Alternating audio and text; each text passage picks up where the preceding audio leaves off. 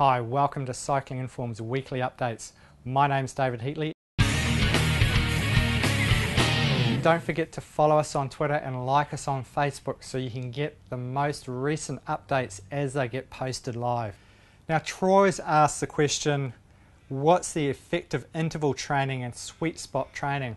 Well, they're kind of two different questions, and it also really depends on where you're coming from and what you're training for. But to give you an idea about endurance riding, generally the sweet spot around an endurance ride is around 3.5 hours.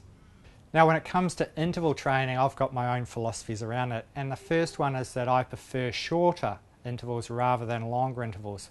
So for example, I would prefer 5-minute intervals over 20-minute intervals, and the reason for that is that if you do a lot of short 5-minute efforts as opposed to one long 20-minute effort, the threshold power that you're having to develop to do that effort is a lot higher than if you were to do it for 20 minutes.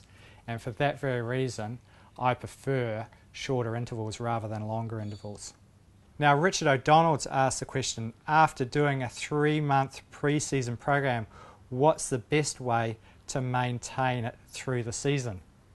Now, Richard, if you've built up your base during your pre-season, then obviously you just need to maintain it. And to do that, what I would recommend you do is 2 or 3 intervals during the week and get out and do some longer rides in the weekend. And that'll help maintain it while working on your speed. Now, Shane's asked the question, high intensity bunch rides, fun to do. Do these have a place in a well-planned training calendar? Look, I'm always a big fan of doing the occasional fast bunch ride. One of the reasons for that is that it just helps hone my bunch riding skills and works on my ability to be able to ride in a bunch very efficiently, work on my technique in doing that. Now, the other thing is that it does work on good technique around developing speed as well. So the answer to that is yes, but in moderation. Now, Shane's asking the question, how do I do a 100-kilometre mountain bike event when I've actually never done any mountain biking? Well, what you'll find is that a lot of the stuff that we do on the road will translate over into mountain biking from a cardiovascular and fitness and strength point of view. So there's not really much difference apart from obviously some variations in the levels of torque that you'll be applying to the bike to get up some of those steeper climbs that you may not necessarily experience with road riding. One of the areas that you will obviously have big problems with is getting around the course when it becomes quite technical, because those skills obviously aren't honed out on the road, they're honed in on the course. So my recommendation for you in your preparation is to actually get on a mountain bike and spend a bit of time doing some mountain biking, and if you can find somebody that has very good experience with mountain biking, attach yourself to them and have them teach you a few basic skills around mountain biking prior to the event. Josh Goodall, one of my great buddies, has asked the question, what length of sock is cool this year? Well, look, depends on who you talk to and depends on where you live, but here in Victoria the sock length needs to come up just below the start of your calf, so very long. Sal's asked a very broad question, how do you win races? Well, geez, that's a big question and it really depends on the race. I think we might leave that one. Sal, look, if you want to find out a little bit more, do contact me and we can discuss that one.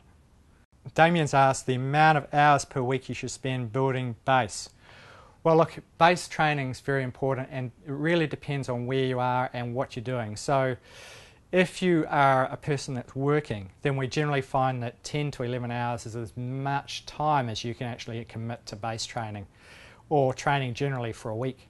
So I would recommend that you get in as much training as you can during the base period when the weather's good, and 10 to 12 hours. Now, obviously, if you can fit in 15, then that's going to be a little bit better than 10 to 12.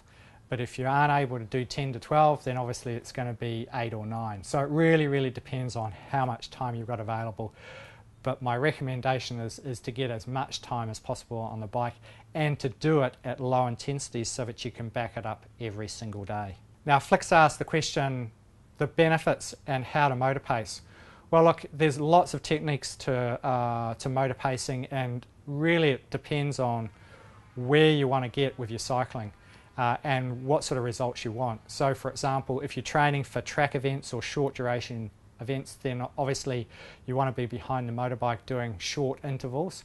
If you're training for road racing and you want to work on your strength endurance or the intermediate fibre, then tempo riding behind the motorbike for 2 to 3 hours is a good idea. Now, is it beneficial? Yeah, sure. Chasing a motorbike is fantastic training, and the great thing about it is that the motorbikes never tire. So it means that you can get a really good hard intensity effort without having to rely on other people to wind you up and drag you through the ride.